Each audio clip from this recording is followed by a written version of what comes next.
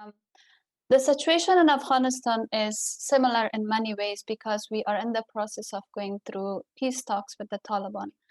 And in this process, we have been observing that the voices of the Afghan women, the red lines of the Afghan women, the demands of the Afghan women have been undermined not only by the Taliban, but by the different sides of the negotiations that are negotiation tables that are currently ongoing. And another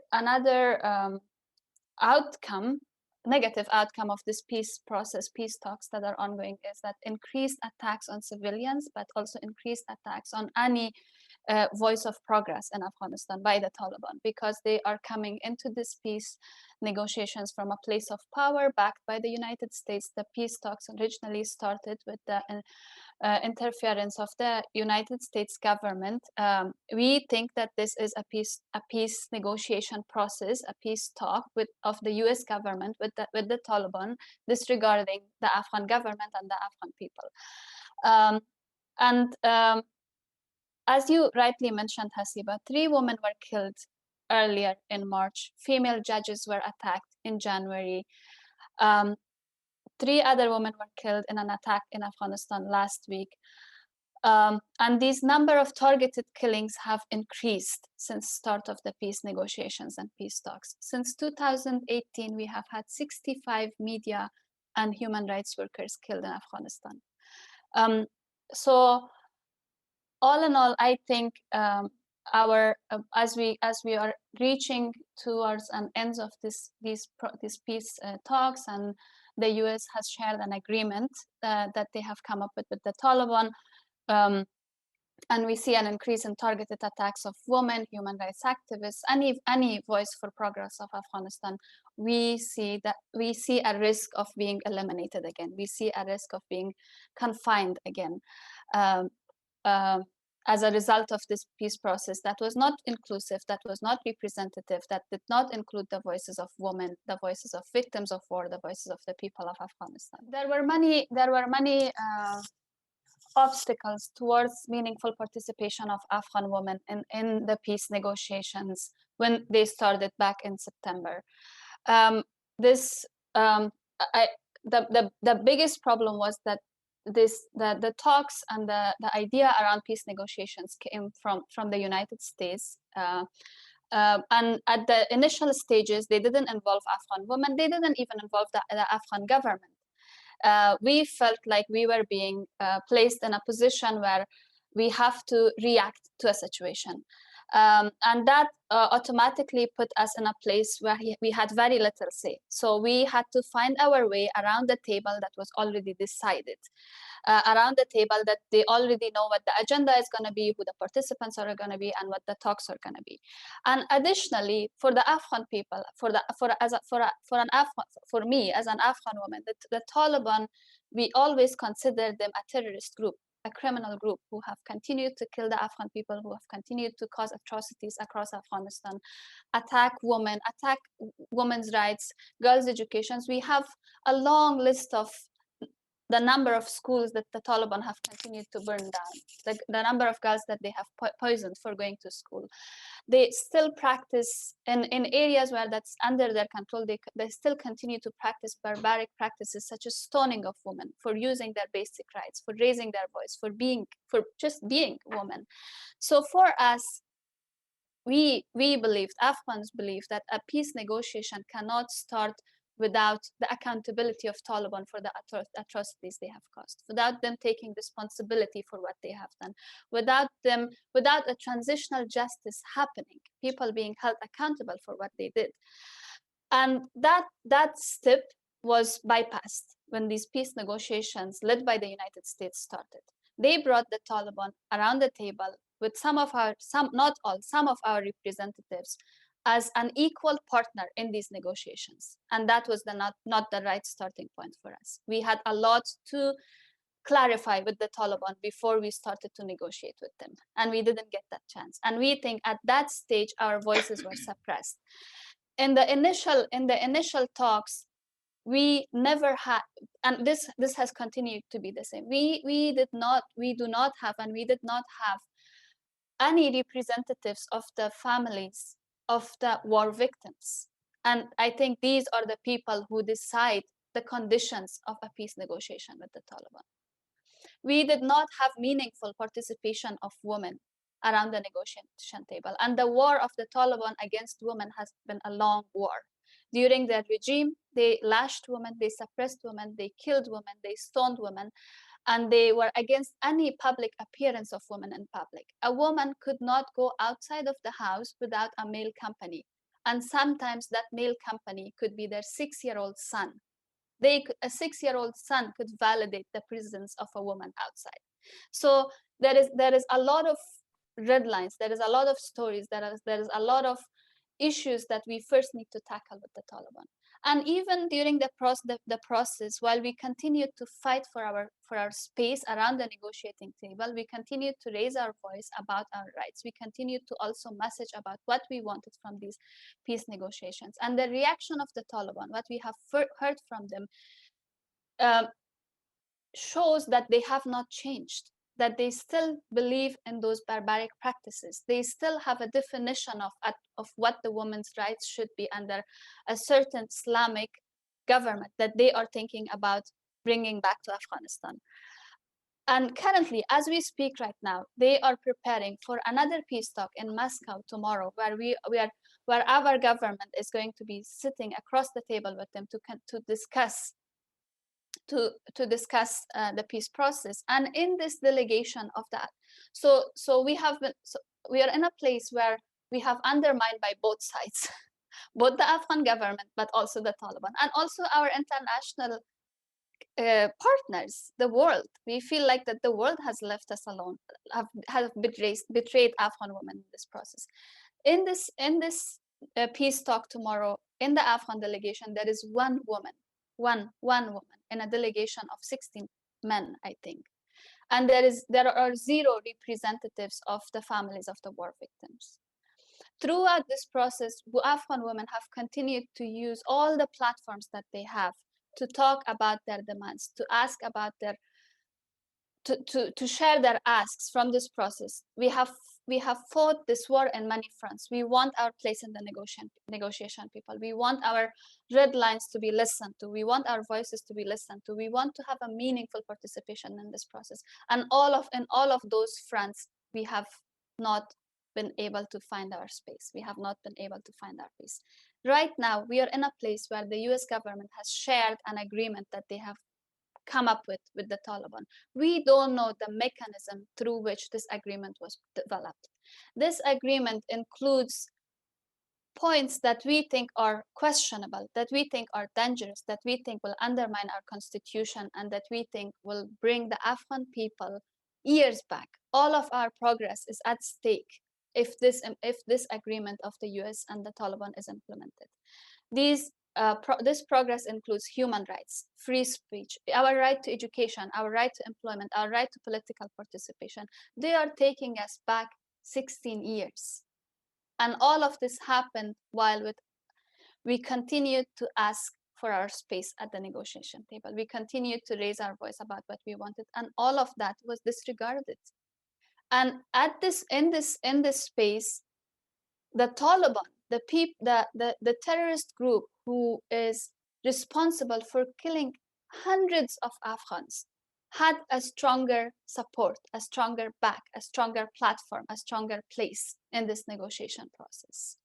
They were able to have their conditions included in this agreement, but we don't see ourselves anywhere in this agreement.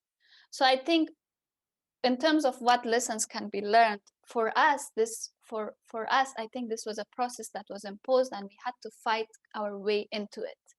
We had to make sure that somewhere someone listens to our voice. A negotiation, a peace process with a terrorist group responsible for killing Afghans cannot be initiated without the voices of Afghans, cannot be initiated without including Afghans, without participation of Afghans, without presence of Afghans, and that presence did not exist from the beginning. We feel like that the US decided to invade Afghanistan 16 years ago. They fought this long fight with the Taliban over 16 years. They made many mistakes. The reason why the Taliban came back stronger was as a result of these mistakes. And then 16 years later, they decided that they were tired, they were done with Afghanistan, and they did care less, and they are now handing over the country to a terrorist group. That is what the situation looks like to us, Afghans, who are suffering every day, who are dying every day. Every single day we wake up to a terrorist attack that has taken the lives of our friends, our families, our colleagues. This is what it looks like, what's happening.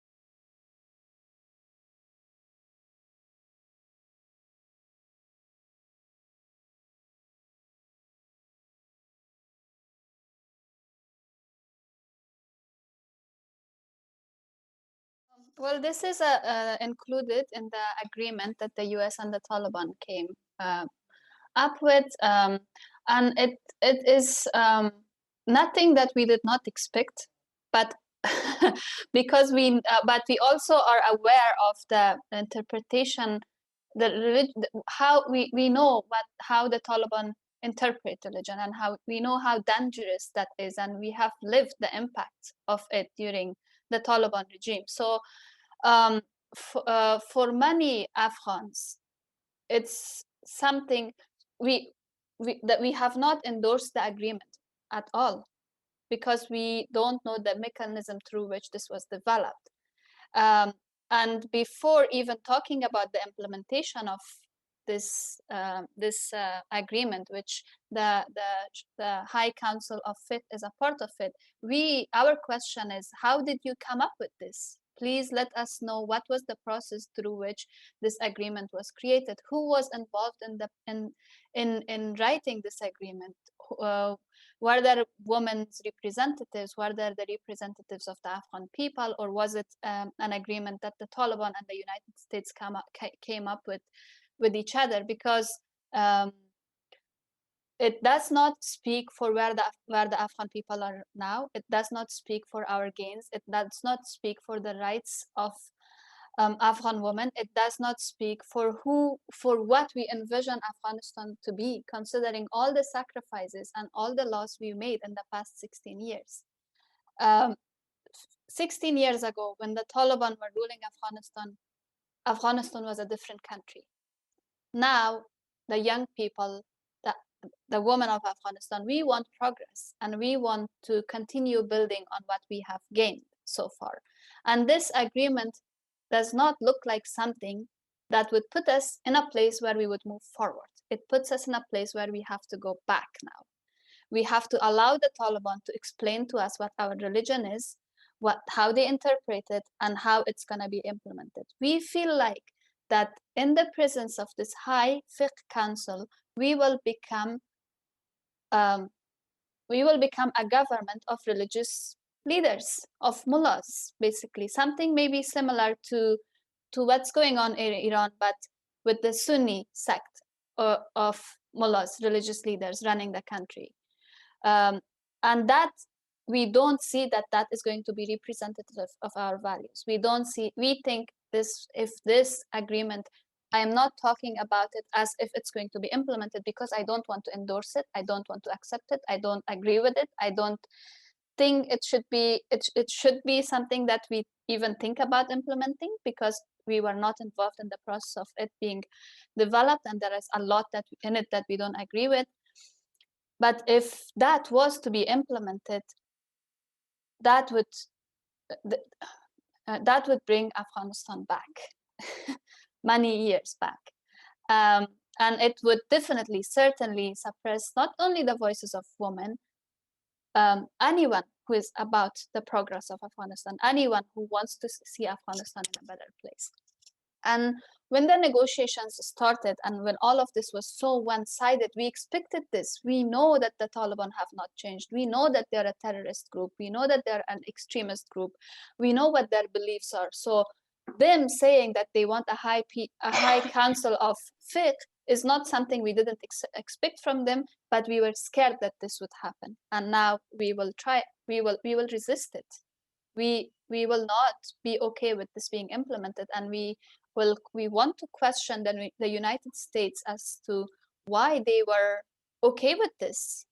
Why is it that they think after 16 years of Afghans sacrificing, Afghans dying every day to bring Afghanistan where it is now, where we have some level of human rights, some level of free speech, some level of access to education for girls, there is some basic level of women's political and social participation. Why are you thinking that bringing back an entirely religious government is going to preserve everything that we have gained and move us forward? We don't see any moving forward in that. And we think it's very dangerous. We think it's very backwards. We think it's not okay. It's not acceptable. We want the world to know that Afghans want peace, and Afghans want to be an independent nation, and Afghans want a day where they are not dependent on international aid. That is the dream of every Afghan. We want to move towards that. We want to become that. But we also know that to get there, we can't do it alone. It is not possible to do it alone, especially the way we are grateful for the international contribution to Afghanistan for the past 16 years, but it's hard not to acknowledge the mistakes that were made that also brought us here to a place where we now have to start figuring it out with the Taliban, and that we have to negotiate and bow down to conditions of a terrorist group. And in a place and my second point would be, the Afghans are not against negotiating with the Taliban if it brings dignified peace, if it brings peace that comes along with justice for the Afghans who have sacrificed. Currently, we think the Taliban are negotiating from a place of power. We think that the Taliban know they are backed by the US. That's why they are bringing up this High Council of Fiqh. And they are thinking about bringing back their very strict religious interpretations and coming back to power with a very religious government. And there are very serious asks and demands that we have from the world. First of all, since the initiation of the peace process, the Taliban have stopped killing US military in Afghanistan, but they have not stopped killing the Afghan people. They have increased killing of civilians. This needs to end. If this is a peace with the Afghan people, then please stop killing the Afghan people. They agreed to a conditional ceasefire. Their prisoners were released by the Afghan government. Those prisoners went back to the war fields and started killing Afghans.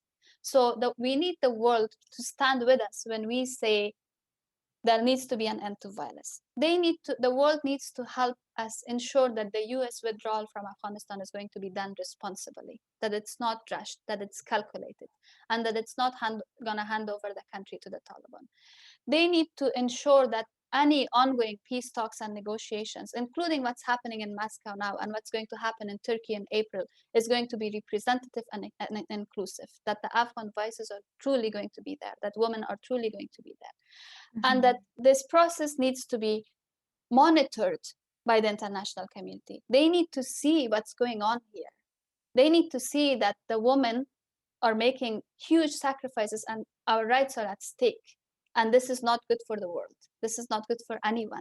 Bringing women back inside their houses, depriving them of their right to education, lashing them and stoning them, which will happen in the case of the return of the Taliban, is not good for anyone. If we think that we are going to have a prosper Afghanistan when women are veiled and suppressed and killed again, that's not going to happen. It didn't happen in the past. It's not going to happen now. And that the Taliban need to be held accountable for everything that they did. We can't just clear our minds and pretend these people have done nothing to us, that they haven't killed our families, our friends, our colleagues, our children. That is not something we can forget and forgive. They need to be held accountable. I think there is a lot that us Afghan women can learn from the experiences in Libya and Iran, because Afghanistan is currently in a very unique situation. We are in that place where, unfortunately, the voices that are inside the country might get suppressed even more. And we will have to continue to do what we can, those of us who are outside of the country, do what we can to make sure that we continue our fight, we continue raising our voices. If the day comes that where we have to start fighting for all of these rights that we gained in the past 16 years, again, all over with the Taliban, then that might be something we have to do. And we know with the increased targeted killings and how so many voices have already been pushed out of the country or killed, those who were able to stay in the country are either silenced now, or if they raised their voices, they were killed. We know that there's a greater responsibility on those of us who are outside the country, who are safer, to continue the fight, to continue raising our voices. And there is a lot that we can learn from the women of Iran and the movements of women from Libya, and on how they have been doing this, even though if they were forced out of the country and pushed out.